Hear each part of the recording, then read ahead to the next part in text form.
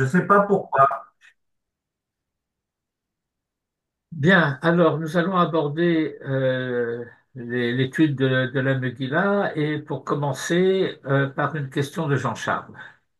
Si vous voulez. Et j'ai l'impression que lorsqu'on étudie la Megillah, il y a énormément de thèmes et chacun des rabbins qui parlent ou chacun des personnes qui étudient développe un thème ou plusieurs thèmes. Alors que peut-être il faut reprendre la Megillah dans son pshat pour mieux la comprendre, pour comprendre l'ambiance, pour comprendre la période historique dans laquelle nous nous trouvons. C'est pas facile. On a l'impression que cette Megillah, et je vous le dis tout de go, tout se termine sur un échec en définitive. Ah oui, Mais écoutez, la, premièrement, la Yehudim Hayta Ora V'Simcha oui, V'Son ça Vikar, va, c'est un échec. ça c'était très Mais, bien. non, non, non, non, non, vous Et avez dit, après, non, et après, non, vous avez dit tout se termine par un échec. oui, je reprends ce que j'ai dit. Que se passe-t-il après? On reste en galoute?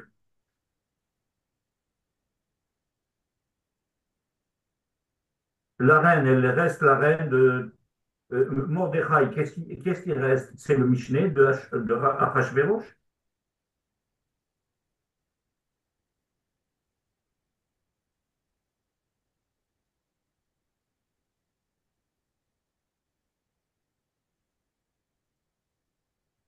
Bon, alors moi, je n'ai plus rien à ajouter.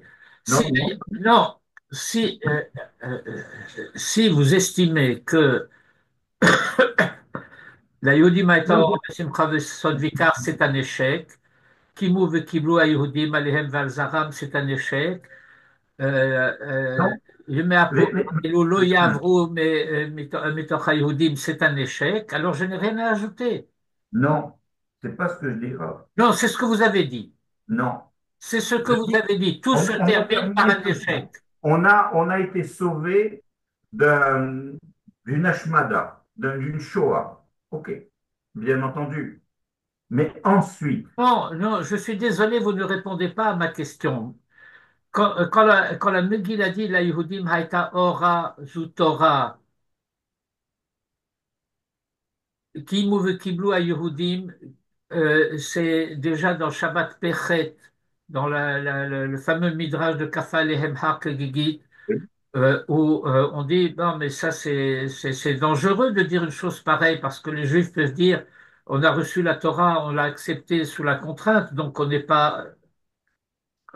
pas tenu. Et qu'on dit oui, mais après, ils l'ont accepté de leur propre chef au temps de Achashverosh.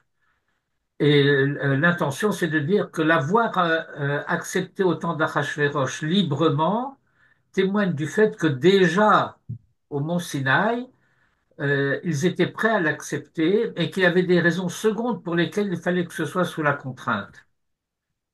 Et donc, il s'agit de l'acceptation de la Torah. Et vous dites que c'est un échec?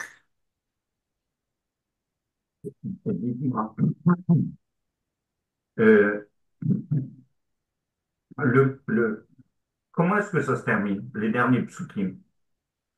Qu'est-ce qui se passe? Pourquoi Mordechai, il reste à Babel ou il rentre en Israël? Il rentre en Israël. OK. Avec combien de gens? 42 000. On a, si on J'ai plutôt lit le l'impression livre de que Mord- Néhémie, on a l'impression que dans le livre de Néhémie, c'est un peu la suite de la Megillah. Là, Néhémie est plus, comment, on a l'impression qu'il veut rentrer en Israël. Il demande une armée, Écoutez, je suis, comment dire, je suis un peu embarrassé.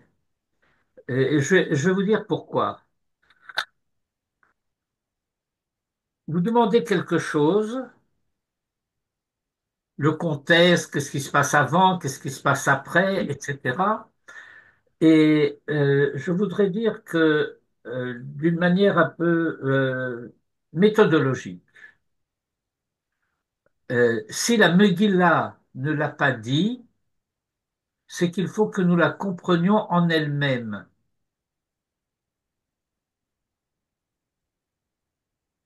Euh, le, c'est pas dans En le elle-même texte. ou par Attends, nous-mêmes? j'essaie de rassembler mes idées à la suite de votre question. Alors, donnez-moi un peu euh, de, de temps de parole. Euh, Deux remarques. La première, c'est une question un petit peu surprenante que se posent les rabbins du Talmud. Euh, Esther minatora minaïn. Vous vous rappelez? Oui. Où trouve-t-on Esther dans la Torah?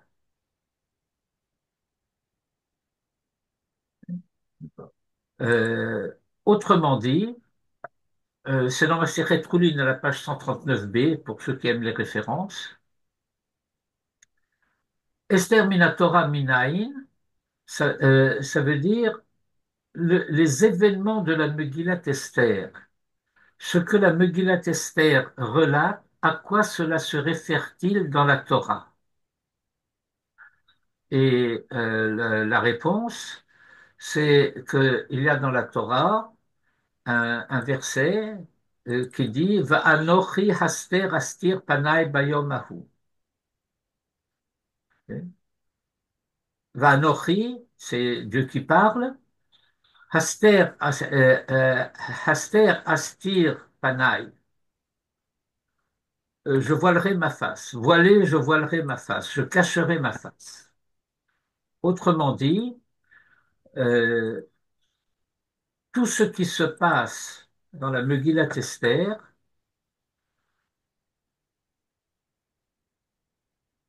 c'est l'histoire de quelque chose qui est caché.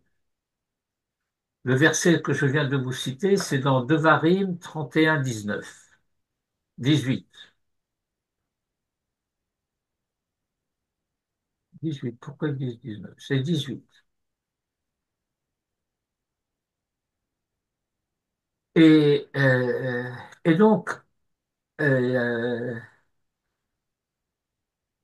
il n'est pas étonnant que nous ayons, à la lecture de la Megillah, une impression, je ne veux pas dire de mystère, mais enfin d'un certain désarroi. De quoi s'agit-il? Comment? Pourquoi? Etc. Et, et- et il y a effectivement plusieurs niveaux de récits qui s'entremêlent. Et ça, c'était la première remarque. Et entre-temps, j'ai oublié la deuxième remarque que je voulais faire. De quoi je voulais parler? Où trouve-t-on Esther dans la Torah? Non, ça, j'en ai parlé. Je dis, je voulais faire deux remarques. Et ça, c'était la première. Et puis la deuxième, j'ai oublié. Je deviens gâteux. Et sur la fin de la Megillah, le pessimisme qui a été le mien. Non, non, non. Bon, ça reviendra peut-être. Mais, euh, et donc, ah oui, voilà, ça m'est revenu. Et donc, toute la Megillah se passe dans une atmosphère de Anochi Haster Astir Panay. Et cela correspond au fait que le nom de Dieu n'apparaît pas dans la Megillah. Il y a bien sûr une lecture allusive qui consiste à dire que à chaque fois ou presque où la Megillah dit Ha-Melech, il s'agit d'un Melech Malchei HaMelachim Akadosh Baruch Hu. Et ça donne tout de suite un autre niveau de lecture au récit. Mais ça, on peut dire, c'est drash, c'est pas que le drash soit sans importance, mais ce n'est pas le pshat immédiat, disons. C'est un pshat plus profond. Et la deuxième remarque que je voulais faire, c'est à propos du nom du document dont nous parlons. Esther min haTorah minayin dirtiv anochi haster astir. Mais le document qui relate ce récit s'appelle la Megillat Esther. Et Megillat Esther, ça veut dire le dévoilement de ce qui était caché. Et donc, ce n'est pas quelque chose qui est extérieur au récit qui participe de ce dévoilement. C'est le récit lui-même. Je vais rappeler une petite halakha. De temps en temps, on a le droit, n'est-ce pas? Quand nous lisons la Megillah, et quand nous lisons la Megillah, non pas dans un livre, mais avec une vraie Megillah, c'est-à-dire un rouleau, au fur et à mesure qu'on lit et qu'on déroule, il faut laisser le parchemin euh, sans le rouler de l'autre côté. Ah, Certains, je croyais qu'il fallait le dérouler au début. non, c'est celui qui lit la Megillah, comment dire, le Baal Koré. Lui, il déroule la Megillah complètement au début, il la replie, etc. Mais même lui, au fur et à mesure qu'il lit, les parties qui sont lues, on les laisse s'épandre. On ne les roule pas. D'accord. Et quand on l'écoute, on n'est pas obligé de la dérouler au début. Non, On la déroule au fur et à mesure, mais on la roule pas derrière. voilà. Et donc, le problème est que si vous roulez la partie qui a été lue, vous transformez la Megillah en Sefer et vous empêchez le dévoilement. La Megillah est une Megillah, et il y a une différence entre Megillah et Sefer. Le Sefer est enroulé aux deux extrémités. Au fur et à mesure que vous déroulez l'un, vous enroulez l'autre. Et c'est à ce sujet également qu'il a été dit que c'est une formule classique, tout ce qui dévoile cache, et tout ce qui cache dévoile. Et il y a une autre formule classique dans la tradition, dévoile un enfant et en cache deux. Megalé Tefach ou Mechasset Ephraim. Ça fait référence au Sefer Torah. Vous avez un Tefach, c'est-à-dire grosso modo une colonne de la Torah qui est dévoilée, c'est celle dans laquelle on lit. Mais pour chaque colonne qu'on lit, sous les parties enroulées de la Torah, vous avez deux enfants qui sont cachés. Et au fur et à mesure que vous avancez, vous devez dévoiler un, mais vous en cachez toujours deux. Euh, c'est pas seulement une formule, comment dirais-je, pratique, point de vue technique, c'est que euh, méthodologiquement, pour comprendre un sujet, il faut le comprendre pour lui-même dans le cadre dans lequel il s'énonce, et pour cela, il faut en quelque sorte oublier ce qu'il y a avant et ne pas essayer d'inventer ce qui viendra après.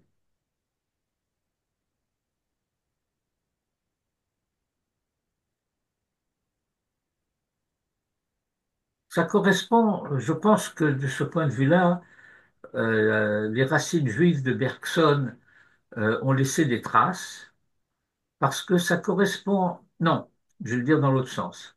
Ce que Bergson dit de la fonction de l'oubli correspond assez bien à cette définition que je viens de donner. Il dit que pour rendre l'esprit disponible à recevoir un nouveau contenu, eh bien, il faut faire de la place.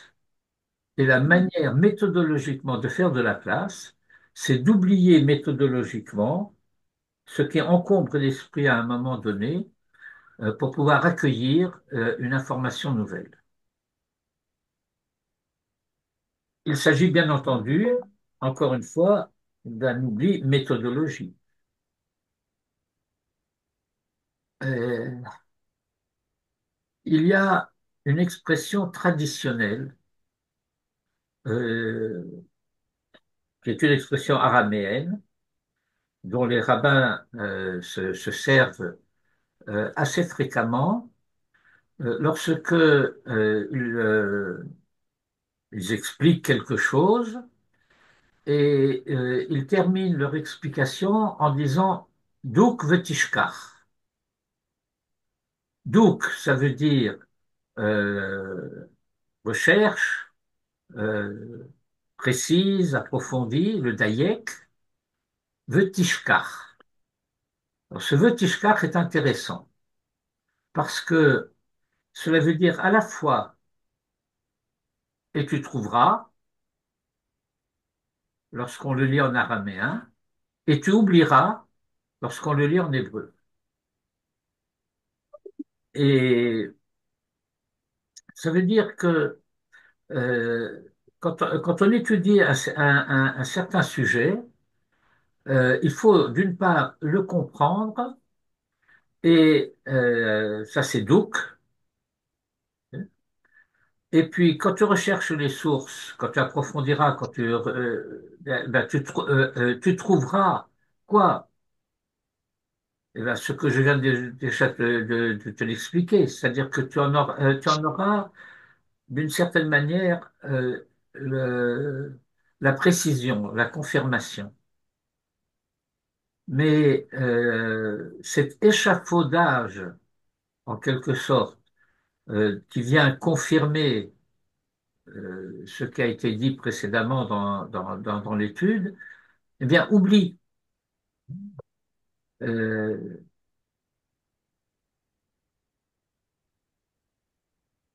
il ne faut pas que ça encombre la mémoire. Et donc, pour revenir à la question ou à la remarque question, ou à la critique de Jean-Charles, bien sûr que ce sera intéressant, par ailleurs, de resituer cela du point de vue de l'histoire, de voir quelle est la place des événements de la Megillah dans l'histoire. Mais c'est une autre étude, c'est pas l'étude de la Megillah. Par exemple, vous avez dans le Talmud un avis qui est donné que Mordechai et Ezra sont la même personne. Tout le monde n'est pas d'accord, mais c'est un des avis qui existent. Et tous les avis qui existent sont des avis qu'il faut prendre au sérieux. Ce n'est pas gratuit. Euh, il y a...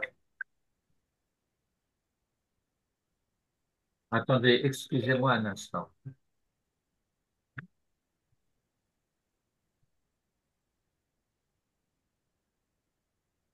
Oui,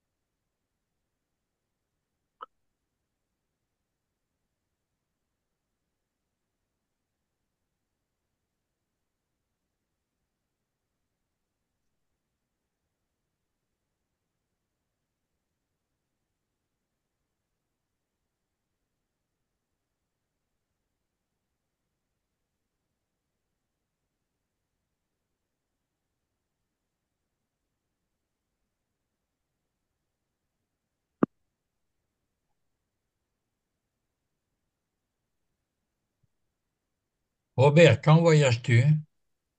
Dimanche. Hmm. D'accord.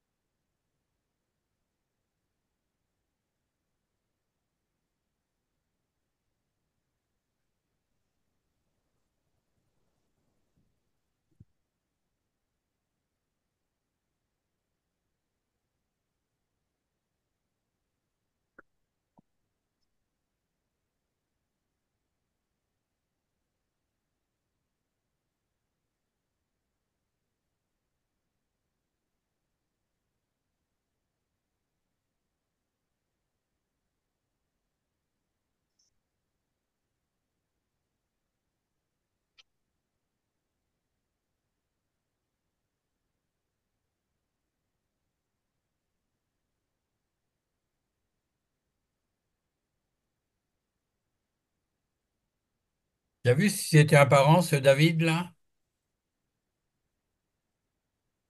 Robert. Non, j'étais en train de regarder autre chose. Mais tu sais, il y a un certain nombre d'Azérades à Paris, certains que j'ai côtoyés et d'autres que j'ai pas côtoyés. D'ailleurs, il y a aussi un Robert Azérade qui était directeur de l'université d'Orsay en biochimie. Hein? Comme quoi, hein. Et je joue avec des gens au bridge le dimanche. Ils ont connu un Robert Azérad également de Tlemcen. C'est un nom qui est pas si rare que ça, en fait. Ok.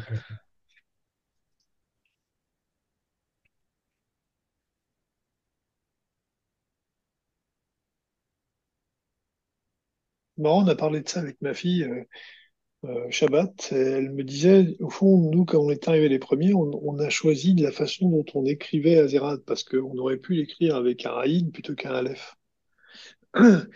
Et en fait, sur la tombe de ma grand-mère, qui était enterrée à Tibériade, il y a son nom qui est écrit, c'est bien avec un Aleph. Ah.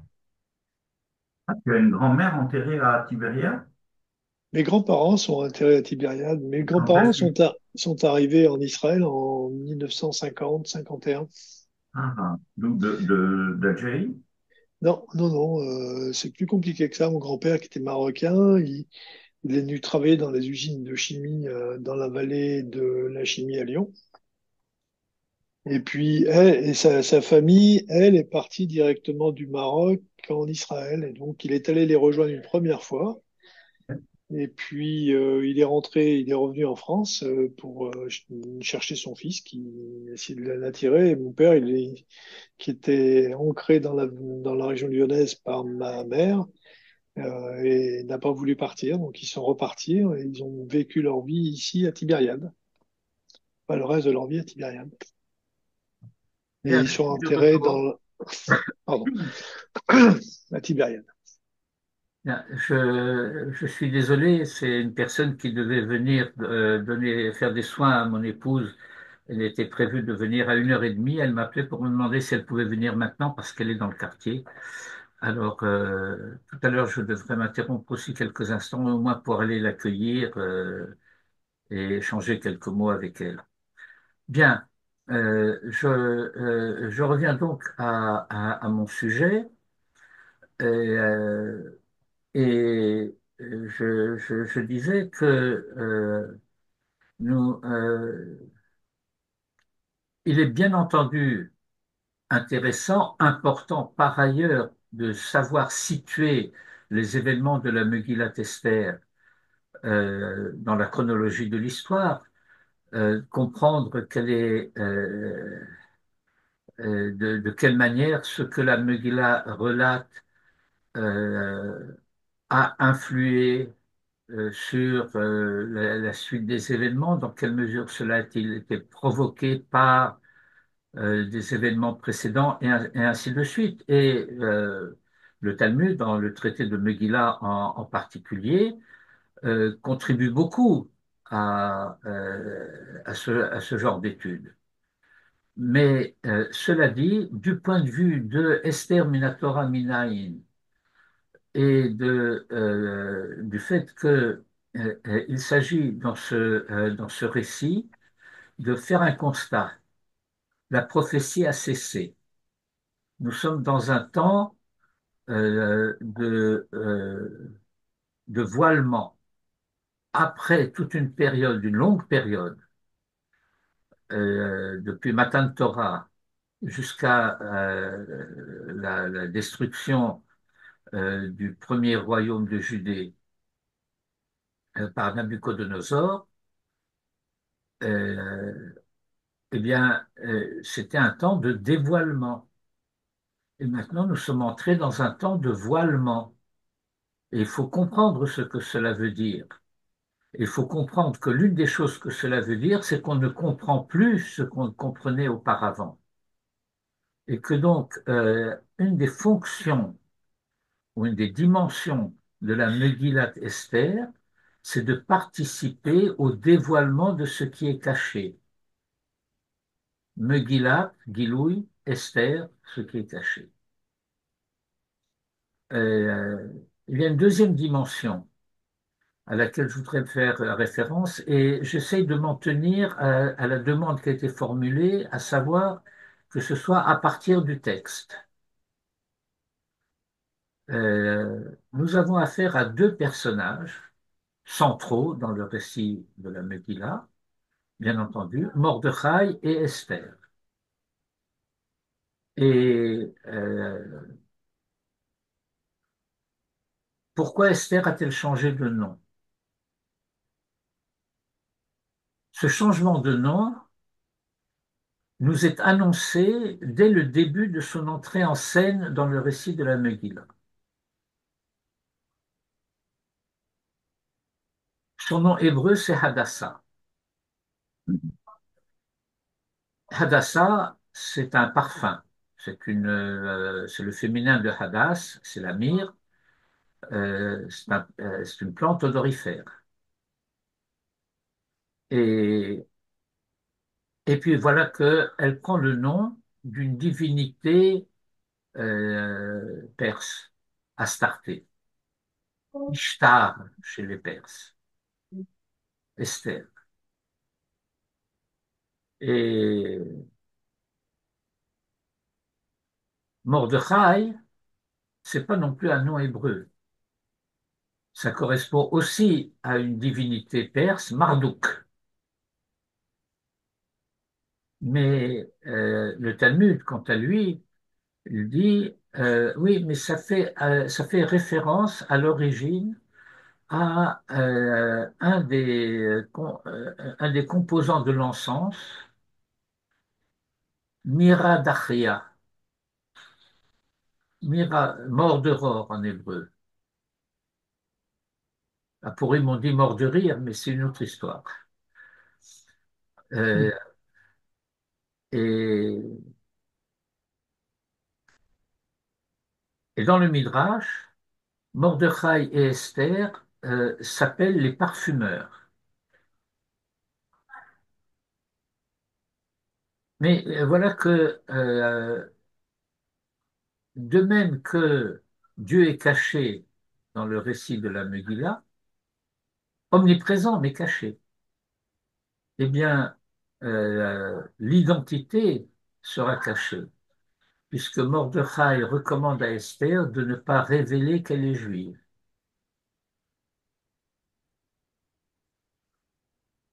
Il y a un cours de Rav Cherki qui est présent ces jours-ci sur Internet, en hébreu et en français, et dans plusieurs cadres, donc le cours se répète de différentes manières, mais je vous recommande de l'écouter. Vous apprendrez des choses. Euh, et en particulier, 5 niveaux de lecture du récit de la Megillah en fonction de la manière dont on comprend l'identité et la personnalité de Mordechai. Qui est-il? Alors, pourquoi cette animosité entre Haman et Mordechai? Alors, je vais rejoindre Jean-Charles sur un point qu'il n'a pas évoqué, c'est que apparemment, tout ce qui se passe dans le récit de la Migdala, c'est la faute de Mordechai. Il n'a Il pas voulu. s'était prosterné. Comment? Il s'est pas prosterné. Il a refusé de se prosterner devant Haman. Or, il n'y a aucune interdiction de la Torah de se prosterner devant un homme. Mhm. Et il y a une obligation de la Torah de se prosterner devant un roi. Alors, il y a toutes sortes de commentaires et de théroutzim qui sont donnés, pourquoi il a refusé, etc. Mais euh, chacun de ces, chacune de ces explications est une explication parmi d'autres. Et je dirais que d'une manière générale, ces différentes explications ont une valeur d'hypothèse, une hypothèse plus ou moins plausible qui expliquerait, si on l'adopte, la raison pour laquelle Mordechai n'a pas voulu se prosterner. Et il y a des commentaires correspondant aux 5 niveaux de lecture de la personnalité de Mordechai, de l'identité de Mordechai. Euh, une des explications dit eh bien que Haman se prenait pour un dieu.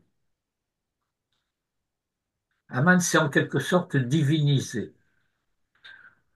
Alors si Haman s'est divinisé, alors il est interdit de se prosterner devant lui.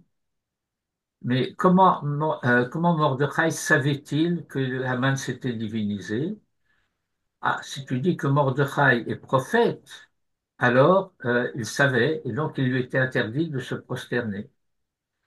Et donc, première hypothèse, Mordechai était prophète, et ainsi de suite. Vous écouterez le cours de Uri Cherki. Je vais pas le faire, je vais pas faire le cours maintenant à sa place. Alors, vous allez m'excuser quelques instants, je reviens. Euh, Dan, il y a une manière de faire une pause à l'enregistrement, n'est-ce pas? Euh, Voilà. Eh bien, j'espère que nous n'aurons pas d'autres interruptions et que nous allons pouvoir donc continuer notre analyse. Quelqu'un me rappelle où on en était juste au moment où on s'est arrêté? Vous étiez en train de nous expliquer qui était Mordechai et pourquoi il une telle animosité avec Aman.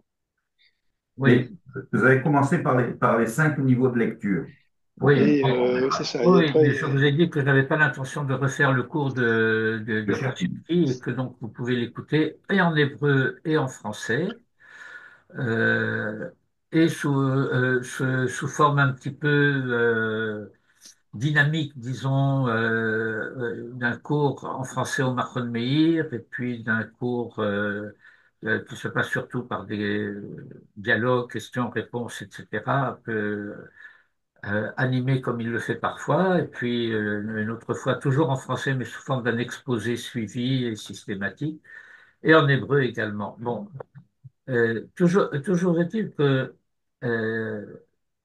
tout cela relève de l'étude et de l'analyse du récit de la Megillah. Euh, et donc, encore une fois, de cette thématique du voilement-dévoilement. Euh, le,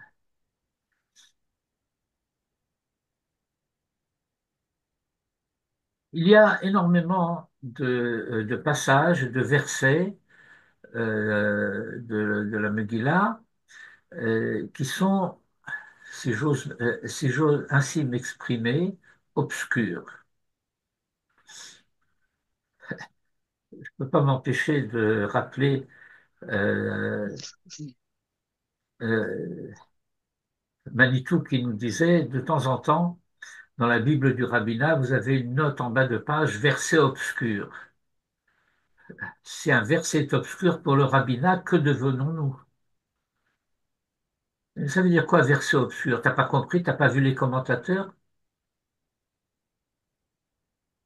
Euh, Dire d'un verset qu'il est obscur, quand tu imprimes cela dans la traduction en français de la Bible du rabbinat, ça veut dire que tu reconnais que tu comprends pas. Autrement dit, tu reconnais que tu as perdu la tradition. J'ai un exemple à la maison de la paracha, l'Haftara de Shavuot, où le traducteur dit ce sont des passages totalement obscurs et qu'il n'y a pas de commentaire. J'ai ça à la maison. Oui, 1869. oui. Euh, ben, je peux vous garantir qu'il y a des commentaires. Oh non, mais eux n'ont pas été le. Comment ça s'appelle? Je me souviens plus le traducteur, le grand rabbin. Eh bien, pour les lecteurs, ils donnent cette impression-là de ne pas pouvoir commenter le texte. Ben, ce n'est pas a priori le propos du traducteur de le commenter, mais Je vous envoie, le fait que j'ignore l'existence d'un commentaire n'empêche pas le commentaire d'exister. je vous envoie cette impression-là. Eh bien, c'est gentil, c'est gentil. Et alors,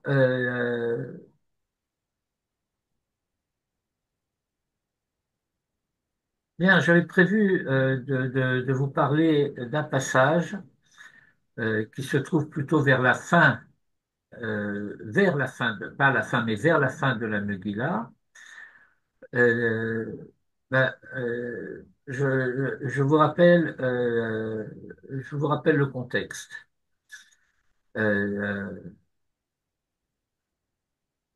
Mordechai euh, a- s'est revêtu de sacs et de cendres et il est arrivé jusqu'à devant la porte du palais royal.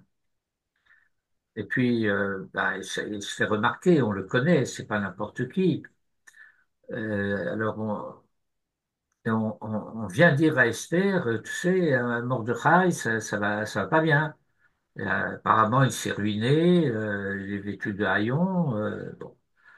Alors, Esther lui fait envoyer des vêtements neufs et il refuse de les porter et il dévoile un petit peu à ce fidèle serviteur d'Esther ce qui se passe et pour demander à Esther d'intervenir. Alors, Esther commence par être épouvantée. Elle dit, mais je peux pas, je suis en semi-disgrâce, ça fait un mois qu'il m'a pas appelé. Et alors Mordechai lui fait dire, ne t'imagine pas de pouvoir être sauvé de tous les Juifs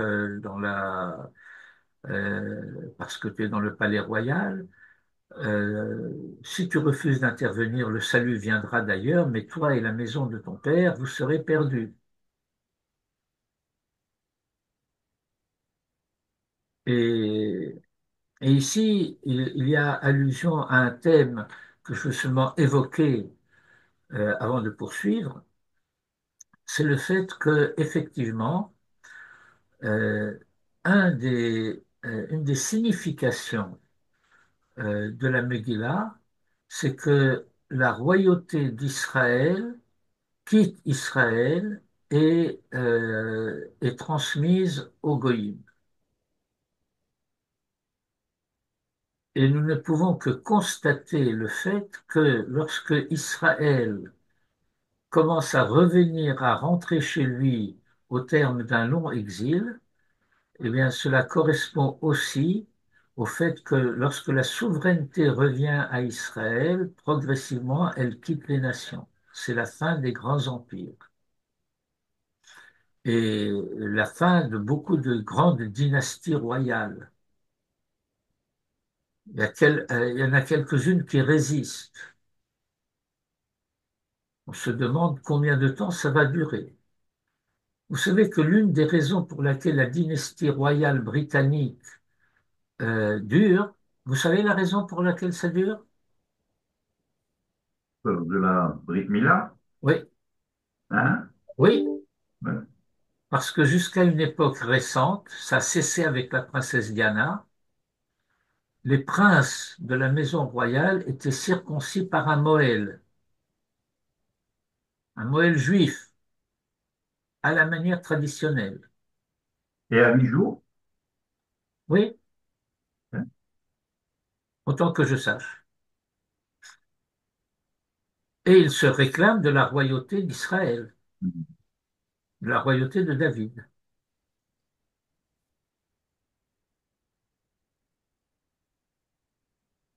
Et c'est la princesse Diana qui a interrompu cela en faisant circoncire ses fils par un chirurgien.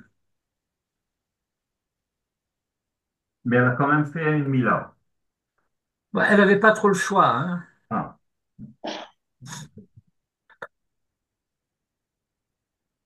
Il y avait une certaine animosité entre elle et la reine Élisabeth, et je dirais pas seulement une certaine animosité, mais une animosité certaine. Bon, elle était très aimée du public, c'était la princesse rayonnante. Ça, bon, c'est pas mon sujet. Euh, mais au moment où Israël redevient une nation, quasi simultanément, 47-48. La fin de l'Empire britannique, c'est 1947, l'indépendance de l'Inde, ou des Indes. 48, euh, le, les Britanniques ont fait le mauvais choix. Ils ont choisi pour conserver l'Inde de favoriser les musulmans, parce qu'il y a une grande majorité, enfin une grande majorité, un nombre important de musulmans en Inde. Et donc, ils se sont dit qu'en favorisant les musulmans en Palestine, ils obtiendraient les faveurs des musulmans en Inde et que donc ils pourraient conserver les Indes. C'était un faux calcul et c'est exactement le contraire qui s'est passé. Euh, mais il faut constater cela. Lorsque la souveraineté quitte Israël, alors elle passe chez les nations. Et lorsque Israël retrouve sa souveraineté, eh bien, cette souveraineté quitte les nations. Les nations, d'une manière plus ou moins confuse ou d'une manière plus ou moins claire, le comprennent, le savent, et par conséquent, elles font tout ce qu'elles peuvent, ONU en tête, pour contrecarrer tout ce qu'il peut y avoir de liberté d'action et d'autonomie politique d'Israël. Et nier, parfois d'une manière, comment dirais-je, provocatrice, cette volonté d'autonomie et d'indépendance d'Israël.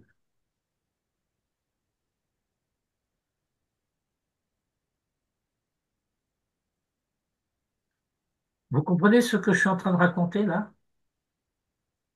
Oui, j'ai une question. Est-ce qu'on sait pourquoi Mordechai rapporte au roi qu'il y a un, un complot qui sourdit contre lui? Et pourquoi il cherche à le sauver? Pourquoi il laisse pas faire les choses? Quel intérêt que le roi soit assassiné? C'est pas, on parle pas d'un roi qui était sympathique pour les Juifs, hein. Jusqu'à ce moment-là, qu'est-ce qu'il avait d'antipathique à l'égard des Juifs à ce moment-là? Bah, Non seulement, non seulement, j'ai compris que non seulement il les avait invités à son festin d'après son couronnement, etc., mais il était très tolérant. ah V'hashtia bah, kadat enones. Vous pouviez boire ou ne pas boire, et si vous vouliez boire, eh bien, vous pouvez avoir la hashgacha que vous vouliez sur votre vin. Ashtia kadat, c'est-à-dire par loi d'État, il n'y a pas de contrainte. non, mais justement, d'ailleurs, entre parenthèses, à ce festin, Mordechai recommande aux Juifs de ne pas y aller. Oui, mais ça, c'est une autre histoire. Bon, moi, j'avais compris que le roi n'était pas forcément euh, pro ou bienveillant vis-à-vis des Juifs, mais j'ai peut-être mal compris. Ben, si vous avez des sources que vous pouvez citer à l'appui de cette impression, moi je suis tout prêt à les apprendre. Je- Il y a notamment une source qui dit que, il a organisé le festin pour fêter le fait que le temple n'était pas reconstruit dans les temps. Il n'y a pas quelque chose comme ça? Pas exactement, pas exactement. Euh, une des choses. Bon, alors, vous voyez,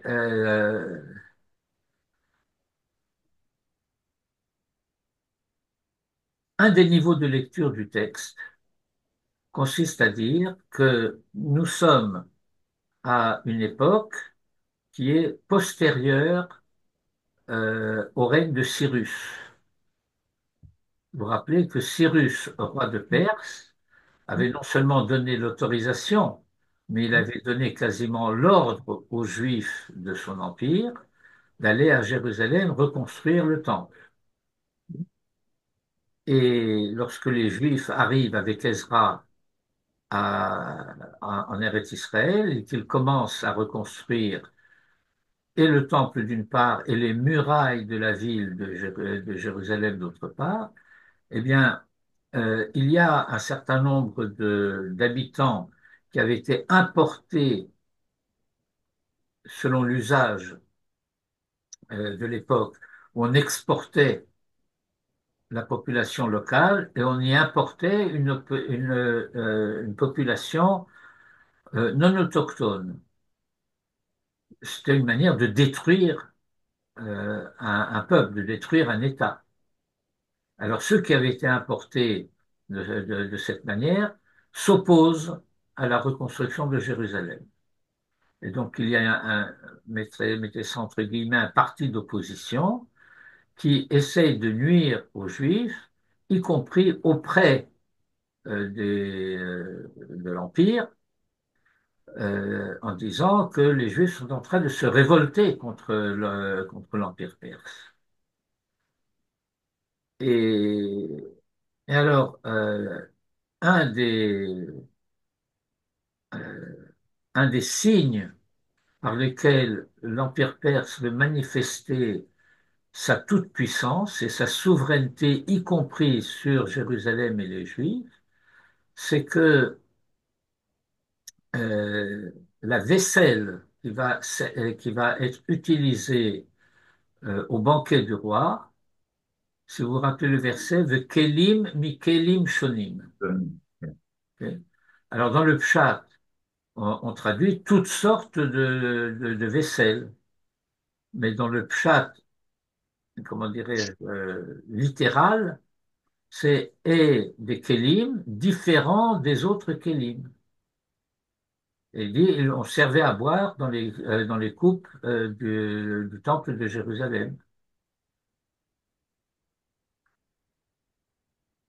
Et alors, de ce point de vue-là, euh, si Mordechai, c'est l'une des hypothèses de travail sur les cinq dont je parlais tout à l'heure, est le chef de la communauté de Suse, Eh bien, c'est le président du consistoire.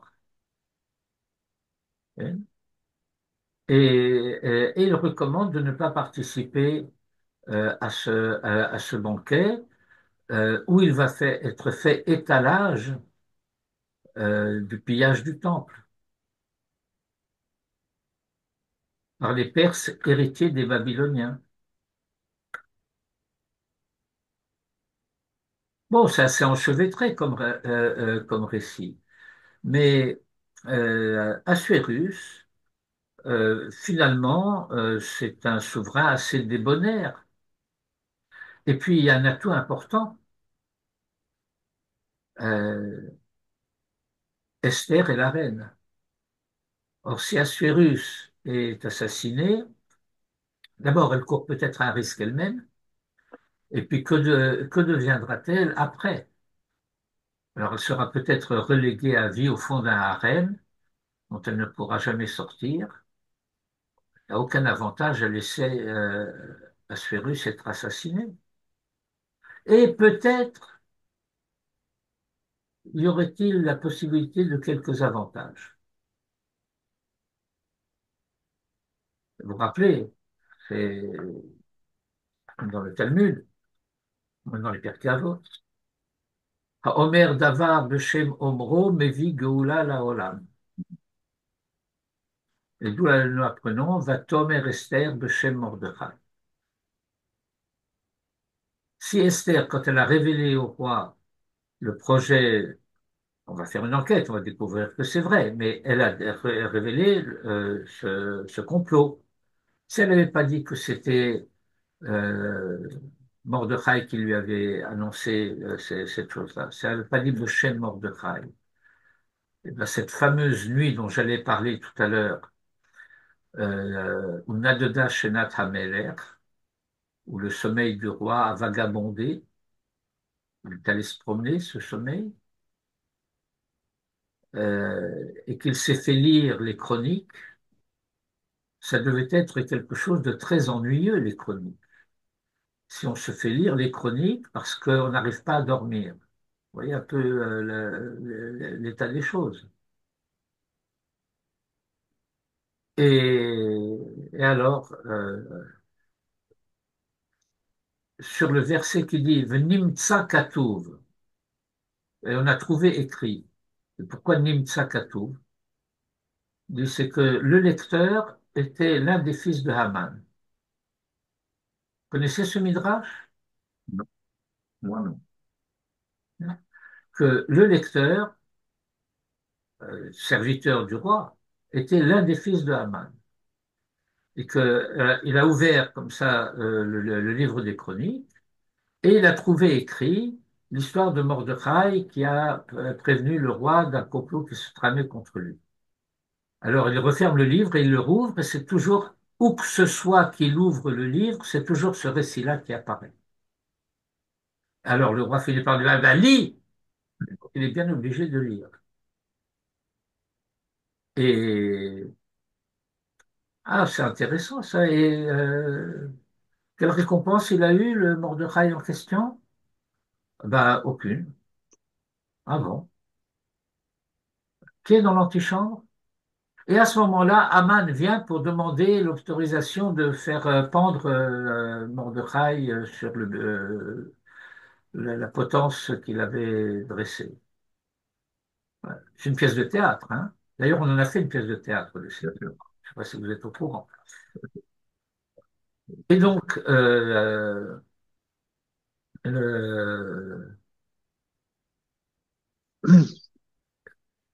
Aman rentre et le roi lui demande euh, que faire pour quelqu'un, en faveur de quelqu'un dont le roi souhaite le bien, souhaite l'honneur, souhaite honorer. Le roi souhaite honorer quelqu'un, de quelle manière? Shamelech Hafetz Bikaro. Alors là, il y a un verset qui est l'un des versets sur lequel on va se baser dans le Talmud pour dire c'est ça la preuve que la Megillat Esther, Beruach HaKodesh Ne'emra. Ce n'est pas un livre prophétique, mais c'est un livre révélé, néanmoins, au niveau Ruach HaKodesh. Eh bien, c'est parce que il y a là ce verset, et Aman se dit en son cœur. Comment le rédacteur de la Megillah peut-il savoir ce que Aman se dit à ce moment-là? Vous avez entendu parler de ce mouvement littéraire du milieu du XXe siècle qui s'appelle le Nouveau Roman? Vous n'avez pas entendu parler de ça? Ouais. Ah, François Sagan, non? Non, Pas non. spécialement. Comment il s'appelait déjà? Rob Grillet, par exemple. Oui, Rob Grillet. C'est très ennuyeux, tous ces livres. Oui, alors c'est une tendance littéraire qui consiste à dire que l'auteur ne doit pas se faire prendre pour un omniscient. Il ne sait pas ce que les gens se disent. Les gens agissent, ils font des choses, mais à moins qu'ils le disent, on ne sait pas pourquoi. Et euh, chaque scène dans le livre euh, est considérée comme n'étant qu'elle-même. L'auteur ne peut pas dire pendant que ceci se passe, un autre fait telle chose. Comment tu sais? Tu n'es pas le bon Dieu. Tu assistes à une scène, tu peux la décrire, mais tu peux rien décrire d'autre parce que tu ne sais pas. À moins que tu puisses dire que quelqu'un est venu te dire, que quelqu'un est venu dire, etc. Et donc le nouveau roman consiste à euh, euh, exprimer et énoncer euh, uniquement l'apparence des choses. Alors avec ça, tu écris pas Madame Bovary, tu écris pas toute une partie de l'œuvre de Victor Hugo, de Zola, de Shakespeare. C'est d'une sécheresse. Bref, je ferme la parenthèse. Mais on me dit donc, la Megillah, elle est Beruach HaKodesh, puisque on dit Aman, Amar Belibo. Qui le roi peut-il vouloir honorer si ce n'est moi?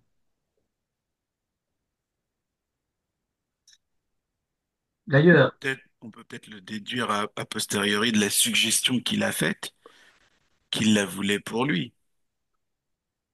oui, mais comprenez bien le mécanisme, si je puis dire. Il y a un verset qui le dit. Aman Amar Belibo. Comment tu sais? Tu pourrais, si c'est votre hypothèse que l'on voulait accueillir, adopter, comme vous l'avez dit, compte tenu de sa réaction, nous pouvons comprendre que bon, il a considéré qu'il ne pouvait s'agir que de lui. Mais là, c'est une affirmation claire. Voilà ce Mm. qu'Aman se dit. Mm. Et nous n'avons pas le droit d'édulcorer le texte pour nous faire plaisir. Ouais. C'est-à-dire qu'on peut émettre des hypothèses, c'est permis. Euh, un certain nombre d'auteurs, lorsqu'ils font cela, l'indiquent. Le derech efshar, et quand le Rav dit dans son ouvrage le derech efshar, on dit là, je ne vous transmets pas une tradition, j'énonce une hypothèse. Cette hypothèse peut être appuyée sur des données, mais ça reste une hypothèse. Donc je reviens au texte. Euh, et alors, d'une manière d'ailleurs assez embrouillée, on ne sait pas si la couronne doit être mise sur la tête de l'homme ou sur la tête du cheval. Et tout ça, ça participe de l'atmosphère de déguisement de Purim.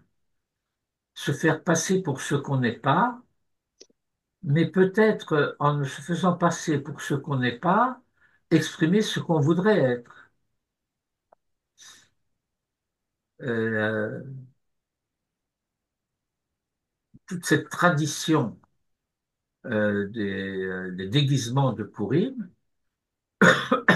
c'est parce que toute l'histoire de la Megillah semble être une histoire de déguisement, une espèce de kaléidoscope où l'image change d'une scène à l'autre. Je peux vous poser je peux vous interrompre, hein. Quand on dit Assuérus et Ahasvérosh, c'est la même personne. Pourquoi on a besoin de deux noms différents? Pourquoi deux noms différents? Assuérus et Ahasvérosh. Ben, Assuérus est en français, Achashvérosh c'est en hébreu. Donc, C'est bien la transcription en hébreu de Assuérus. non, c'est Assuérus qui est la transcription en français de Achashvérosh. Ah. Et quand on dit que Assuérus, c'est l'équivalent de Xerxès, Ah, bon, ça, ce sont des hypothèses. c'est une hypothèse, hein. Oui. D'accord. Est-ce Et que c'est est-ce que c'est quelle est-ce que c'est différence, Xerxès et lequel Xerxès? Probablement Xerxès Ier, puisque euh, comment dirais-je, l'histoire d'Alexandre est postérieure. Euh, et- Est-ce que quelle, c'est quelle- Xerxès? Est-ce que c'est Ataxerxès? d'accord. Donc ça, c'est une hypothèse. Quelle différence il y a entre Assuérus et Cyrus? Ah, Cyrus, il est antérieur. Et c'est de toutes les façons pas le même. Ah non, c'est pas le même. Ça, on est sûr. Ça, on est sûr. Et donc, c'est Et, Cyrus qui veut reconstruire le temple. oui, absolument. Et donc, il y a un point qui est intéressant, c'est que du point de vue de la chronologie textuelle, la Megillat Esther est le dernier écrit du Tanakh. Euh, vous vous souvenez, on a étudié un petit peu cela dans les Pirkei Avot, Oui. Associag la Torah, cette recommandation d'Anshe Knesset Agdola. Ça veut dire que maintenant que la prophétie a pris fin, il faut clôturer le texte biblique. C'est-à-dire ça, jusqu'ici, c'est Torah. À partir de là, ça peut être Chokhmah, ça peut être Chokhmah authentique, mais ce n'est plus de la révélation, associée à de la Torah. Là-dessus, Esther envoie une lettre au Sanhédrin pour demander que le récit des événements de Purim, donc la Megillat Esther, soit incluse dans le canon biblique. Et il y a toute une discussion à ce sujet dans le Talmud entre Esther et les sages. Et finalement, malgré les refus antérieurs, on va inclure la Megillat Esther dans le canon biblique. Et on termine par là. Et donc, chronologiquement, le livre d'Esther est le dernier livre de la Bible. Mais textuellement, le dernier mot ou les dernières phrases de la Bible, ce sont les dernières lignes de Divrei Hayamim, c'est-à-dire du livre des Chroniques, qui racontent que Cyrus, roi de Perse, a fait la déclaration suivante, c'est que Dieu lui a demandé de construire un temple en son honneur à Jérusalem, et par conséquent, quiconque de son peuple qui veut y participer, qu'il monte. Et le dernier mot du Tanakh, c'est Vaya'al, la Aliyah. Et vous mettez ces deux thèmes, la Megillat Esther clôt le canon biblique, le mot Aliyah clôt le canon biblique. Et c'est parallèle. Et donc, Est-ce qu'on peut penser que Cyrus aurait pu être le Mashiach? eh ben, il est appelé Mashiach.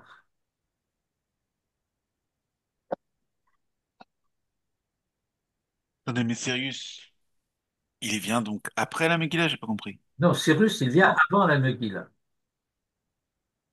Rav, il y a Cyrus, Achashverosh, et ensuite Koresh, Non, Koresh, c'est Oui, Cyrus. c'est ça. c'est Cyrus, non. Alors, qui y a après Achashverosh? Euh, Artaxerxès? Non.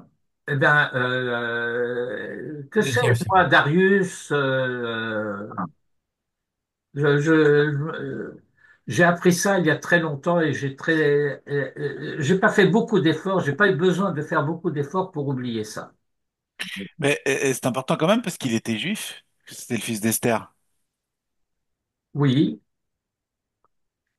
mais ça n'a pas duré. Oui.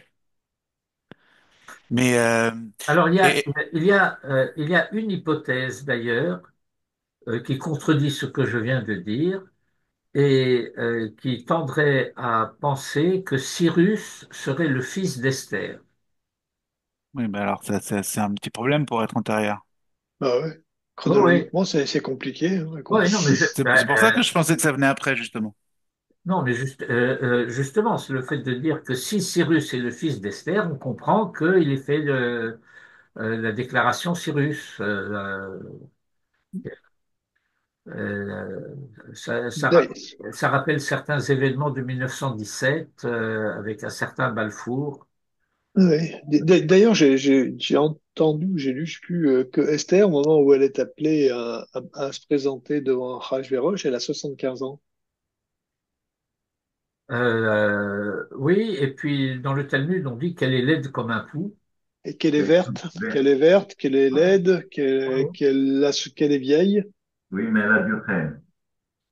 Mais Elle a du rêve. c'est ça la grâce. C'est ça la grâce. Non, Ouais, je voudrais revenir une seconde sur Mais ces, ça veut cette. dire, non, sur ce point-là, si vous voulez, ça veut dire que le choix d'Esther comme reine participe d'une volonté C'est ça. divine, Oui. Mais d'un jeu de la providence. du point de vue historique, au moment de la Megillah, d'accord, on dit que Mordechai était revenu d'Israël. Est-ce que le temple était déjà construit? Si c'était Cyrus, Il était en en cours de cours de construction. construction, Relisez écoutez, vous savez, il y a deux livres qui sont très très importants et qu'on ne lit pas suffisamment et que vous pouvez même lire dans une traduction française. Il y a quelques inexactitudes, mais c'est pas très grave. Dans l'ensemble, du point de vue factuel, vous apprenez des choses. Il faut lire Ezra et Néhémie. c'est ça, exactement. Alors, si vous ne lisez pas Ezra et Néhémie, alors il y a un livre du professeur et de Madame Neher qui s'appelle Histoire biblique du peuple d'Israël. Et je ne dirais pas que ça se lit comme un roman, mais enfin, Un très bon livre. c'est assez agréable à lire dans Oui, l'ensemble. oui, très agréable. Et il y a une nouvelle édition, hein. Alors, Alors, je ne savais nouvelle pas. édition, moi j'ai acheté ça il y a une dizaine d'années, peut-être 8 ans, et donc il y a une nouvelle édition. Moi, j'ai acheté ça il y a 40 ans, alors Oui, oui. bon. Non, mais moi j'avoue que j'ai l'impression qu'avec tout ça on dit un peu tout et son contraire. C'est Mais ça. absolument, et c'est volontaire. Ok, Voilà. Esther, elle avait 75 ans, mais enfin, c'était censé être la nièce de Mordechai, donc lui, il avait quel âge? 300 ans. C'était son mari, on ne sait pas bien. Euh, Sirius, c'est son fils, mais c'est son arrière-grand-père. Et à un moment donné, j'ai envie de dire, il faut faire un brouillon. Euh, non, mais ça veut dire que, comme je le disais tout à l'heure, tout est fait pour brouiller les pistes. Bah, c'est réussi. Ah ben oui, oui, Complètement. oui, c'est génial. C'est- Non, je vais je vais vous donner un exemple, qui est d'ailleurs celui que j'avais préparé. Euh, non, peut-être pas le temps de l'analyser jusqu'au bout, mais enfin, on va pouvoir de toute façon effleurer un petit peu le sujet. Alors, je passe en mode de partage d'écran parce que j'ai préparé une page de notes de référence. Ah, et dans la foulée, vous aviez dit que Mordechai était retourné en Israël, alors que j'avais cru comprendre qu'il était devenu Premier ministre de Achashverosh et qu'il gérait Vice-roi, tout. Ouais, un vice-roi. C'est le Donc, pshat. ça, C'est le pshat.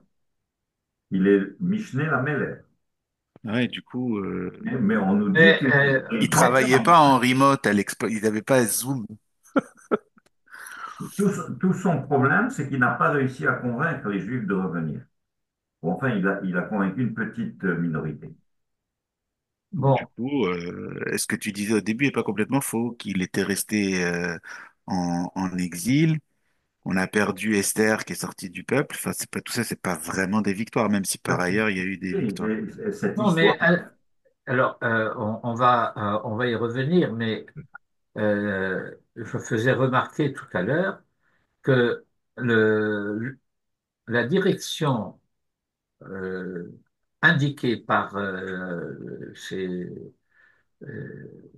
ces textes que tu venais de citer, ok, indique que ce qui se produit, c'est que c'est un plan de la Providence. ça, Rav. Comment? Comment est-ce qu'il y a quelque chose qui est gênant? Un plan de la Providence, et voilà une fille d'Israël qui, qui C'est partage la perdu. couche d'un tyran pendant 20 ans. Et alors? Ça ne vous gêne pas? Alors, si le but, c'est qu'ensuite, comme on le voit dans le livre de Néhémie, finalement, elle va permettre aux Juifs de monter en Israël. Bon, alors, il y a quelque chose, excusez-moi, je vous interromps dans votre cours, Rav, mais il y a quelque chose qui m'inquiète toujours. On dit toujours que c'est les femmes qui ont sauvé le peuple juif. Mais à Oui. quel prix? À quel prix? Eh ben, à quel prix? Mais Oui, c'est terrible. Il y a elle, on voit ce qu'elle a fait, Yehudit, Esther, qui encore, on peut encore chercher. Elle se sacrifie mais, totalement. Myriam, Sarah, Non, je parle plus tard. ah, Ces femmes qui ont sauvé le peuple juif plus tard dans l'histoire, mais elles se sacrifient d'une manière terrible. et alors? Ben, moi, ça me fait de la peine, quoi. Ah ben d'accord,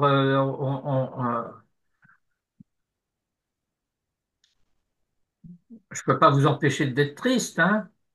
Non, je n'ai pas dit que je suis triste, mais ça fait quelque chose. Non, mais c'est pas ça. Mais perdre Ah, Esther et toute oui, sa alors si descendance. ça fait quelque chose, on commence par faire nous ce qu'il faut, ça évite que nos femmes aient besoin de se sacrifier, mais de quoi il s'agit là? C'est ça. Bien sûr, non, je suis d'accord. Mais en tout cas, euh, comment dire, Est-ce que vous avez remis l'enregistrement, là? je crois, Oui, oui. Ah, d'accord. oui, là on voit, enfin sur mon écran, je vois un petit point rouge là qui clignote. Euh, et donc, bien entendu, lorsqu'on comprend cela, et on ne peut pas ne pas le comprendre, hein, quand on lit le Talmud et qu'on étudie et qu'on dit voilà, bon, bah, c'est la providence qui fait que c'est Esther qui va être choisie et ça va être le salut du peuple juif, ben, on se dit le bon Dieu, il a des stratégies qui sont un peu perverses. Pas Mais perverses. quand on comprend pas. Euh, on ne comprend C'est-à-dire que, on ne comprend pas aussi longtemps qu'on aborde, N apostrophe aborde, le récit que sous un angle que j'appellerais religieux, pieux. non, ça me rappelle une remarque de Ishaï en ce qui concerne le miracle. On voudrait des miracles plus patents que l'on voit. Eh ben, il y a des miracles qu'on voit, il y a des miracles qu'on voit pas. Voilà, Il y a ce qu'on appelle nes niglé et nes je nistar. sais, je sais. Et non seulement qu'il y a nes nistar, mais il y a aussi une affirmation talmudique Baal Hanes Eno Et Nikar non, Benisso, non, Eno Makir Benisso. non.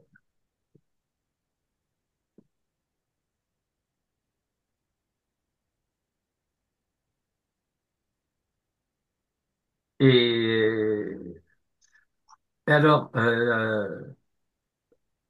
parfois, il peut arriver, c'est ce qui se passe à l'époque contemporaine, que la mentalité religieuse empêche de voir le miracle, parce qu'elle exclut la possibilité que cela puisse participer du plan de la Providence. Alors, relisez le rouleau d'Esther, c'est le plan de la Providence. Non Et mais alors, attendez, attendez. Ce sont des sujets où il faut quand même me laisser parfois terminer un morceau de phrase. Parce que si on s'interrompt à chaque fois, on ne peut pas arriver à avoir l'ensemble du raisonnement. Alors, on peut dire que à partir du moment où elle a été choisie, que c'est elle que le roi a préférée, eh bien, elle était dans une situation de contrainte. Autrement dit, c'était pas exactement un viol permanent, mais enfin, elle n'avait pas le choix. C'est malgré tout l'expression que la tradition utilise en disant ones rahamana patre. Quand tu fais quelque chose sous la contrainte, eh bien, tu n'es pas considéré comme coupable de cela, responsable, même pas responsable de cela. Tu es pas tout. Mais lorsque Esther va accepter d'intervenir auprès d'Assuérus à la demande de Mordechai, et bien là, elle n'est plus sous la contrainte. C'est elle la séductrice. Elle est consentante. Or, c'est parallèle à quelque chose que la Megillah elle-même dit. Lorsque Esther va dire à Mardoché, bon, bah alors écoute, tu sais quoi? D'accord, je vais risquer le tout pour le tout. Le cacher avati avati. Si c'est ma perte, c'est ma perte. Mais toi, entre-temps, rassemble les Juifs de Suse et vous allez jeûner pour moi jour et nuit pendant 3 jours. Et moi et mes suivantes, nous ferons de même. Et après 3 jours, j'irai chez le roi. Et advienne que pourra. Alors Mordechai lui répond, mais tu es devenue folle? Jeûner 3 jours, mais c'est Pessah, on a le Seder. C'est vrai. Et alors Esther lui dit, euh, pauvre vieillard, s'il n'y a plus de juifs, le Seder, ça sert à quoi? Et alors il y a un verset, c'est le Talmud qui parle, ok, par ma bouche, mais c'est le Talmud qui parle. Vayaravor Mordechai. Pourquoi exprimer le fait que Mordechai s'en est allé trouver la communauté de Suse pour dire, bon, ben voilà ce qui va se passer? Pourquoi introduire cela par le verbe vayaravor? Parce C'est que il y a la notion de avera. Voilà que pour sauver la situation, il faut faire des avéros. vrai.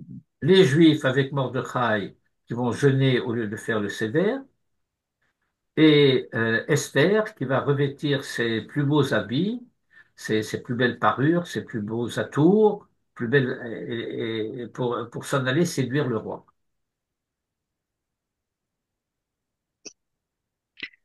la débauche, c'est pas une des avérotes pour lesquelles C'est pas de la débauche. on préfère mourir? Non, c'est pas de la débauche. Bah, se soumettre au droit de cuissage, je crois que si, un petit peu quand même. Bon, d'abord, c'est pas le droit de cuissage parce que c'est pas sa nuit de noces, mais non, c'est euh,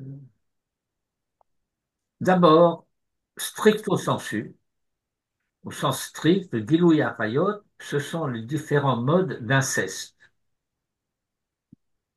L'inceste, c'est des relations entre proches parents et étendues par le Talmud à des parents des proches parents. C'est-à-dire C'est exclusivement ça. C'est exclusivement ça le Harayot pour lequel il faut accepter de mourir. au sens strict du terme. Et alors, on va, d'une certaine manière, on va étendre dans la littérature classique cette notion de Gilouï Arayot pour exprimer euh, ce qui s'appellerait aujourd'hui la liberté sexuelle sans frein.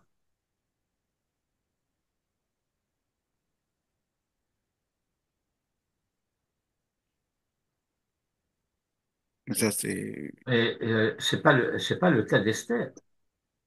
Elle va pas aller coucher avec Aman et coucher avec je sais pas qui, les dignitaires du royaume, etc. Non, elle est reine de Perse et elle est dans le lit du roi. Jusque-là, parce qu'elle peut pas faire autrement. Et encore une fois, je le répète parce que nous avons une très grande souffrance à éprouver à l'égard d'Esther. Parce que, effectivement, Kacher Avadti Avadti. Les Juifs ont été sauvés grâce à elle. Mais elle, qu'est-ce qu'elle est devenue? Dans l'histoire, je veux dire. D'accord. Vous avez perdu. Comment vous expliquez Kacher Avati Avati? Quand je me suis perdu, non. Eh bien, je vais paraphraser. Si je suis perdu, je suis perdu. Voilà, oui. Et voilà, je suis en semi-disgrâce. Ça fait un mois que le roi ne m'a pas fait venir. Ne m'a pas fait venir, ça veut dire ne m'a pas fait venir dans son lit. Hein, il ne vient pas l'inviter pour, tiens, viens prendre le petit déjeuner avec moi. Et donc, si ça fait un mois que le roi ne m'a pas appelé, et que par ailleurs il y a un décret de la cour de Perse que quiconque se présente devant le roi sans avoir été appelé est passible de la peine de mort. Et donc je risque ma vie. Eh bien tant pis. Adieu vat, comme on dit en Bretagne. Ouais. Mais à quoi ça servait de jeûner alors? Ah, ben, ça sert à jeûner parce que on veut quand même faire les choses dans la mesure du possible avec l'aide de Dieu. Non, enfin, ça d'accord, mais on avait dit qu'il fallait pas être pieux. Non, Ah, non, non, non, non. non, mais Je, une seconde, je j'ai pas précise ma dit, question, juste, je je n'ai précise. je n'ai pas je- dit qu'il ne fallait pas être pieux. Je dis qu'il fallait éviter les lectures pieuses. C'est pas pareil. D'accord. Mais ce que je dis, c'est que le but du jeûne, là, en l'occurrence, je le comprends pas dans la mesure où sa vie dépendait du fait que Ahasverosh soit heureux de l'avoir ou pas. Oui. Et ça, c'est quelque chose que Dieu s'interdit, même de manière Non, cachée, de non, jouer avec. non. C'est pas tout à fait. C'est Ça pas. relève du libre arbitre, normalement.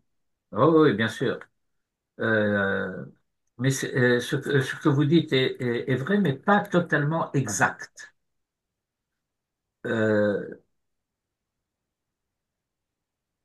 je vous l'ai déjà expliqué à plusieurs reprises. Alors je reformule les choses. La providence aménage des situations et l'homme décide de ce qu'il fait dans ces situations. Euh, la providence divine, la volonté divine ne va pas intervenir dans les décisions des hommes. Moi, je voudrais faire ça et que Dieu va me changer ma volonté. Ça, il ne fait pas. Mais euh, le fait qu'un ensemble de facteurs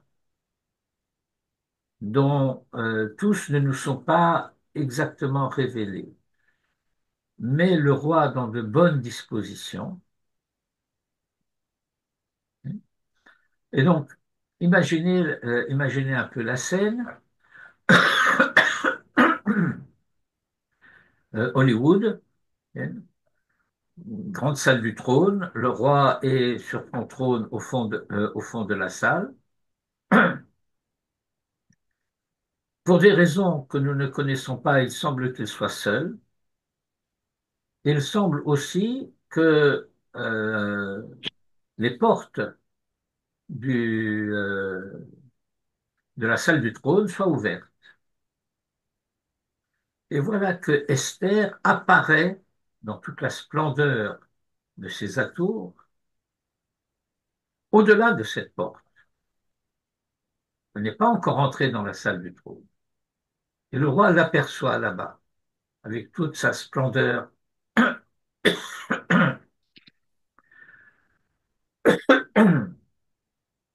toute sa beauté à l'américaine. Pourquoi je dis à l'américaine? Parce qu'il y a un proverbe américain, la beauté est dans le regard de celui qui voit. D'accord, Dan? C'est très vrai. Et donc, et voilà que le roi tend à Esther son sceptre d'or et que Esther s'approche et touche l'extrémité du sceptre.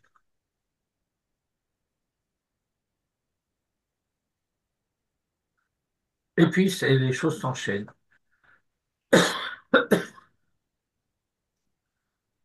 Que veux-tu? Jusqu'à la moitié de l'Empire, je te le donne, mais pas plus. Le Midrash, là-bas, intervient et dit, tu peux me demander tout sauf Eretz Israël. Ah, Hmm.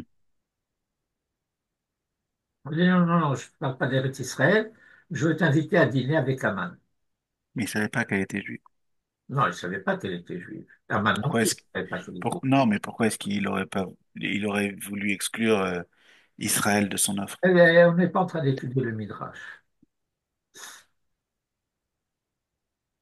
D'ailleurs, si vous regardez le récit de la Megillah, alors vous voyez la chose suivante. Il y a les banquets, il y a le refus de la reine Vashti de se présenter devant le roi et ses invités. Il y a un Midrash qui dit tout ça c'est à cause d'un malentendu. Le roi a dit à son serviteur de faire venir Vashti couronnée. Elle se présente avec sa couronne. Et le serviteur, qui devait être un petit peu simplet, a dit à Vashti que le roi voulait qu'elle vienne avec seulement la couronne, mais nue. Et alors Vashti a dit ça va pas la tête, et elle a perdu la sienne. Et alors il y a l'un des serviteurs du roi, donc des courtisans, des princes, etc., qui fait une suggestion. On va rassembler toutes les jeunes filles du royaume, et puis le roi, il va se choisir une nouvelle reine. Qui est ce personnage? Memouhan, À ce moment-là, il s'appelle Mehuman. Memouhan. En réalité, ce Mehuman n'est autre que Haman lui-même. Ah, Ah, et puis Esther est choisie, et Esther, peu de temps après, va avertir le roi du danger qu'il court. Un complot se trame contre toi. On fait une enquête, les choses sont découvertes, les comploteurs sont punis, Et le roi se demande, bon, c'est la reine. De quelle manière est-ce que je peux exprimer ma gratitude à son égard? Alors il a une idée géniale en se disant, eh ben, je vais favoriser les gens pour qui elle a de l'affection, de l'estime, etc. Et donc je vais élever Haman à la dignité de grand vizir. Ah, Pourquoi? Eh ben, parce que c'est grâce à Haman qu'elle est devenue reine. Donc elle doit certainement l'apprécier. Donc elle sera heureuse que j'ai nommé Haman. C'est ma manière d'exprimer ma gratitude pour euh, pour le salut qu'elle m'a procuré. Vous voyez comment les choses ça brouille toutes les pistes, hein. s'agencent. Et alors, euh, le roi euh, prévient Haman, ce soir, dîner chez la reine. Et puis, on arrive au dîner chez la reine, c'est un dîner dans l'intimité. Le roi, Haman, Esther, personne d'autre. Et le roi insiste, que puis-je faire pour toi? La moitié du royaume, etc. Et alors elle dit, eh bien, si le roi est d'accord, et si le roi veut bien, et si je te, grâce à ses yeux, etc., alors revenez demain soir dîner avec moi. Toutes ces circonvolutions de langage, etc., comme si elle allait demander quelque chose d'absolument invraisemblable, tout ça pour les inviter à dîner demain soir. Et Haman rentre chez lui, tout guilleret, tout heureux, et à ce moment-là, c'est la première fois dans le récit de la Megillah que dans la bouche d'Aman va apparaître le mot Mordechai ha-Yehudi. Jusque-là, il ne s'appelle que Mordechai. Maintenant, dans la bouche d'Aman, il devient Mordechai ha-Yehudi. Retenez cela parce que ça va avoir une petite importance pour la suite.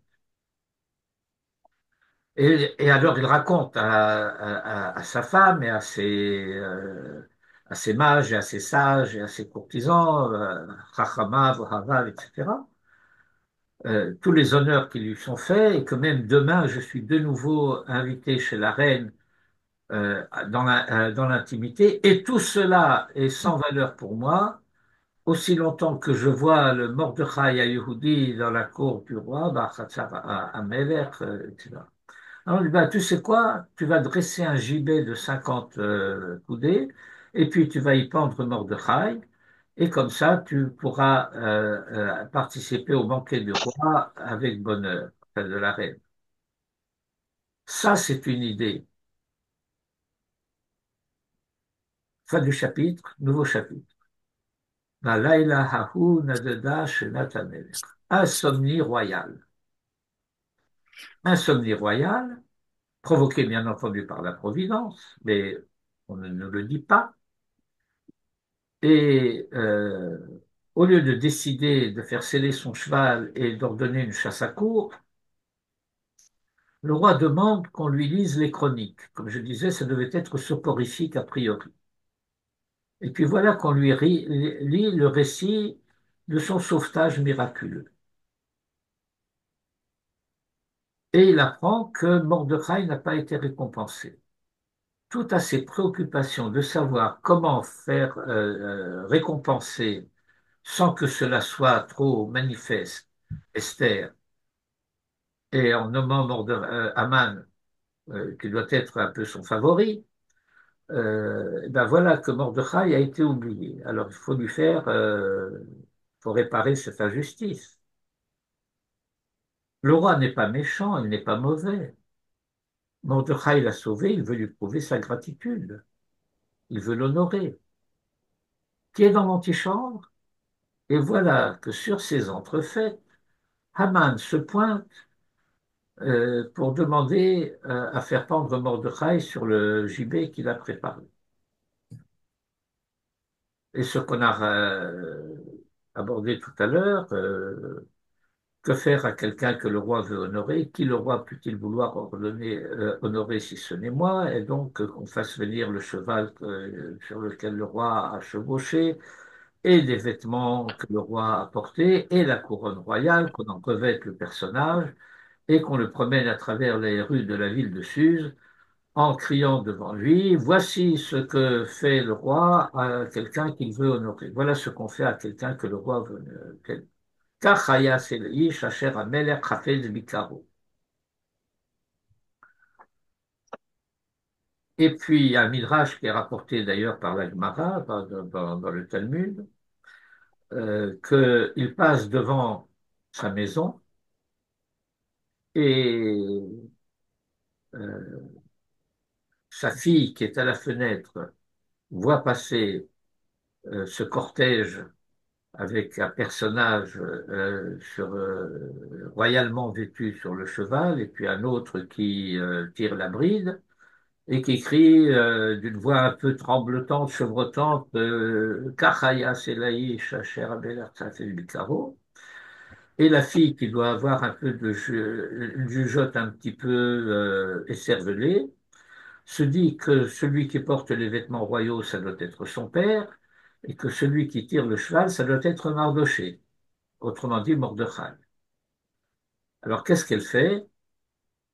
Eh bien, elle vide un seau de détritus Et, sur la tête du personnage euh, en question, qui lève la tête parce qu'il est surpris, elle reconnaît son père, elle tombe de la fenêtre et se tue. Et c'est la raison pour laquelle Haman rentre chez lui, Havel, endeuillé à cause de sa fille, Khafouille Roche, et tête nue parce qu'il a été, donc on lui a versé un seau de détritus. Le Talmud est un peu plus cru que cela, c'est pas vraiment des détritus, c'est plutôt un pot de chambre. Sympathique la fille, n'est-ce pas? Euh, et alors, changement de décor, euh, et on arrive au chapitre 6, verset 13, que vous avez sous les yeux. Vayesaper Haman, le Zeresh Ishto le Chol Ohavav, et Kol Asher Karahu. Et Haman a raconté à Zeresh, son épouse, et à tous ses courtisans, tous ceux qui l'aiment, au sens fort du français du XVIIe siècle, à tous ses amis, les amis ce sont les gens qui vous aiment, et Kol Asher Karahu, tout ce qui lui est arrivé. Vayom Roulo, Chachamav, Vezeresh Ishto. Et alors, ces sages, les Ohavav sont devenus des sages. Oui. C'est-à-dire, ils ne parlent plus comme Ohavim, ils parlent comme Chachamim. Et Zeresh Ishto également, qui était en tête au début du verset, mais qui vient après les Chachamim maintenant. Alors, elle est en tête des Ohavim et en queue des Chachamim. Mais elle en fait partie. Chachamav veut Zeresh Ishto. Voilà que ces gens-là savent des choses. Qu'est-ce qu'ils savent? Im misera haYehudim Mordechai asher achilota linpol lefanav, lo tuchalo ki nafol tipol lefanav. Si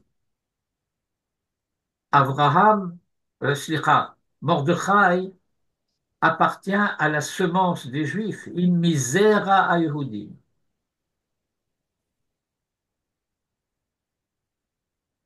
On ne sait pas qu'il est juif.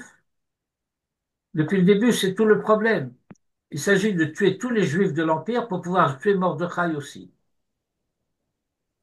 Mais ça serait un petit peu grotesque de ne tuer que Mordechai, alors il faut tuer tous les juifs avec lui, comme ça, c'est bonne mesure. Et voilà que ces sages et sa femme lui disent, si les juifs, alors tu es foutu, Mais on le sait depuis le début qu'il est juif. Vous admettrez que ce verset est difficile à comprendre? Oui. Pas du tout. Pas du tout. Il n'est pas du tout difficile à comprendre. Depuis le début de la Megillah, ou presque, il y a une ambiguïté sur le personnage de Mordechai. Il est appelé Mordechai, Ish Yehudi Haya Beshushan Abira ou Shemo Mordechai. Et qu'est-ce que ça veut dire Yehudi dans ce verset? Et à la fin du verset, on dit, ce Ish Yehudi, il est Ish Yemini.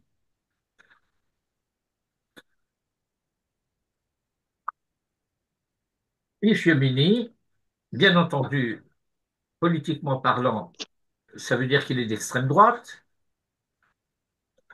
Ah non, ça serait Yemani. Bon, je retire ce que j'ai dit. Mais ça veut dire qu'il est de la Benjamin. tribu de Benjamin. Alors, il est de la tribu de Benjamin ou il est de la tribu de Juda, de Yehuda? C'est vrai. Ah. Mhm. Ish Yehudi Hayab Shushan Abira. Et voilà que c'est la première fois que dans le Tanakh, Yehudi va pouvoir être lu comme ne désignant pas quelqu'un de la tribu de Yehuda, mais quelqu'un du royaume de Yehuda. Or, le royaume de Yehuda, le royaume du Sud, au moment de la sécession du schisme entre le royaume du Nord, qui a déjà été déporté bien avant, plus d'un siècle avant la chute du royaume de Juda, et le royaume du Sud est composé de deux tribus, la tribu de Juda et la tribu de Benjamin, et une moitié de la tribu de Menaché, et puis bien sûr des Lévi'im et des Kohanim. Ça fait quand même du monde, mais enfin, c'est surtout Yehuda et Binyamin. Alors bien entendu, si on veut approfondir un petit peu ce sujet, il faut revenir aux parachiotes de Bereshit, qui raconte toute l'histoire de Joseph et toutes les stratégies que Joseph fait pour faire venir Benjamin en Égypte et tous les engagements que Yehuda prend à l'égard de son père pour la sauvegarde de Binyamin. Tout ça, ça fait partie du sujet. Mais on n'a pas le temps. Et donc, quand il dit ici, In misera ha-Yehudi Mordechai asher achilot alimpol lefanav, lo tuchalo ki nafol tipol lefanav. Et ici, Zera Yehudim, ça veut dire s'il est de la tribu de Yehuda. S'il est de la tribu de Yehuda, tu es foutu. C'est clair? Alors, de Esther, on va passer à la Megillah, c'est-à-dire au traité Megillah, à la page 16. Euh, je m'aperçois que je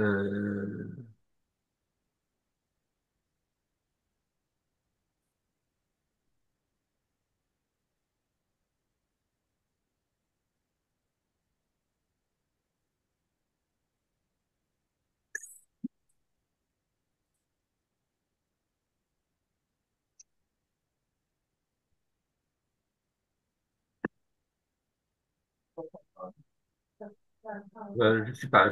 Bon, Megillah 16.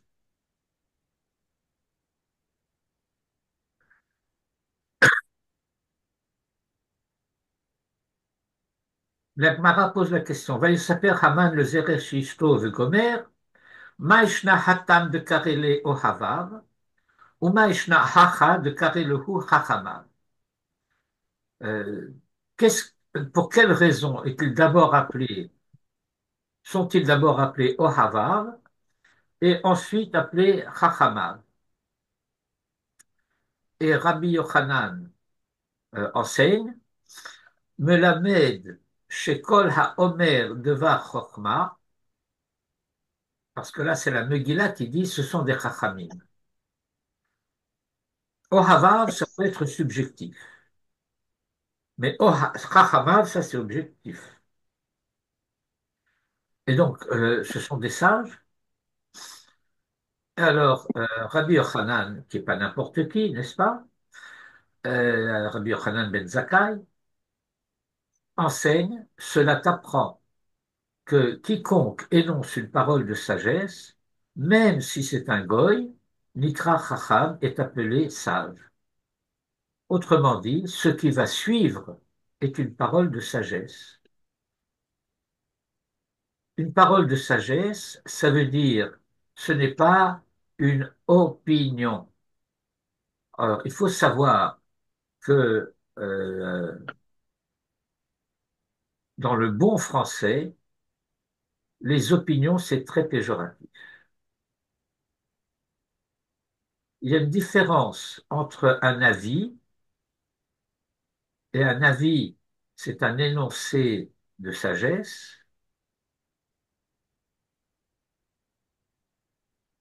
Quand on dit que quelqu'un est avisé, ça veut dire qu'il sait de quoi il parle. Mais quand il émet une opinion, ça c'est le bar tabac. Vous savez ce que c'est? Yaka, yaka. Ça c'est les opinions. Il ne s'agit pas d'une opinion, il s'agit d'un avis. Kol haomer devar chokhma afilu bagoyim nikra chacham. Et donc, ce qu'ils vont dire ensuite, c'est im misera Yehudim Mordechai asher achilota linpol lefanav lo tuchalo qu'il nafol tipol lefanav.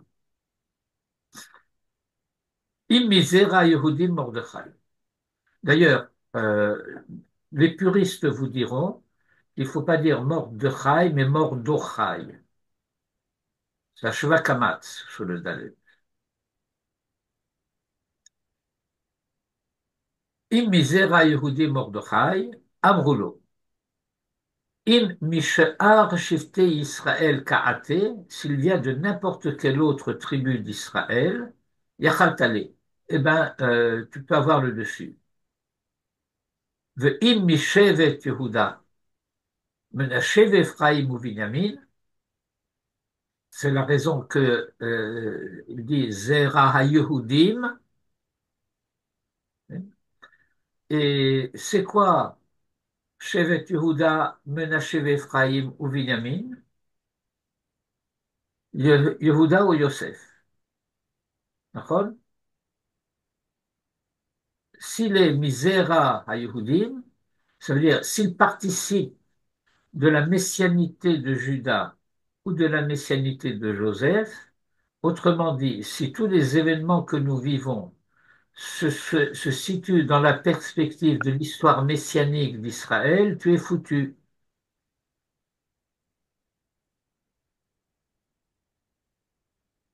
Im mishevet Yehuda menashe Ephraim ou Binyamin ka'ate, la yachaltle. Tu peux rien contre lui. Yehuda, et vous voyez que ces sages sont des érudits, ils ont lu la Bible. Dirtiv, c'est dans la Genèse 49, 8, les bénédictions de Yaakov à ses fils. Yaddecha be'oref oivecha. Ta main sur la nuque de tes ennemis. Ça veut dire tu soumets tes ennemis. Yaddecha be'oref oivecha. Shevet Ephraim ou Binyamin ou Menaché dirtiv, et ça c'est un verset des psaumes. Lifne Ephraim ou Binyamin ou Menaché, orera et gvuratecha. C'est une fila adressée à Kadosh Baruch Hu. Orera et gvuratecha. Éveille ta puissance, ta vaillance. Pourquoi Lifne Ephraim ou Binyamin ou Menaché Dafka? Comment? Jean-Charles, vous avez dit quelque Non, chose? non, j'étais en train de lire, c'est tout. Il y a Ah, des... Dirtiv, Lifne Ephraim ou Binyamin ou Menashe orera et gvuratecha, ou lecha lishuata lanu. Dafka, Ephraim, Binyamin et Menashe. Et enfin, qui nafol tipol le fanav. Pourquoi cette répétition? Nafol tipol. Darash Rabbi Yehuda, excusez-moi ici, il y a une interférence. Darash Rabbi Yehuda bar Illai. Rabbi Yehuda bar Illai a enseigné Jeter nefilot elu, ces deux chutes, nafol tipol. Lama, Ah, pourquoi? les deux temples. Pourquoi? Il faut lire en français quasiment en deux mots. Pour quoi? En vue de quoi? Quel Mhm. est, bon. Pas qu'est-ce qui cause cela, c'est pas Madoua. Madoua, c'est la question sur les causes, sur les origines. Lama, c'est la question sur les finalités. Melamed chez Amroulo. Cela nous enseigne que voilà ce que les sages de Haman lui ont dit. Umazo, Meshula le Afar, ou Meshula le Chochavim. Cette nation, elle est comparée à la poussière, comme on traduit habituellement, et elle est comparée aux étoiles. Que chez Yordin, lorsque il tombe, Yordin Adafa, il tombe dans la poussière. Pour Shehen Olin, et lorsqu'il monte, Olin Ad la Kochavim, il monte jusqu'aux étoiles. Et j'ajoute, et au-dessus. Voilà. Alors, il me semblait qu'il était intéressant pour votre prochaine lecture de la Megillah que lorsque vous arriverez à ce verset, eh bien, vous ayez un œil averti et avisé.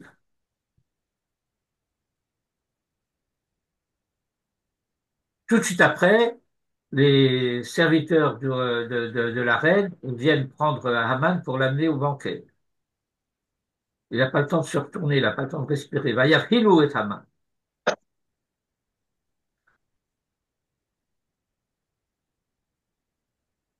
Bien, alors on a effleuré un petit peu le sujet, mais je pense que ce n'était pas inintéressant.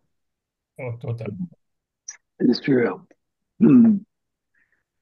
C'est sûr. Mm. Merci beaucoup, Rav. Allah Merci Purim beaucoup. Samer. Purim Sameach. Une Purim Sameach. Sameach, Chazak U'Baruch. תודה רבה. תודה רבה. Voilà.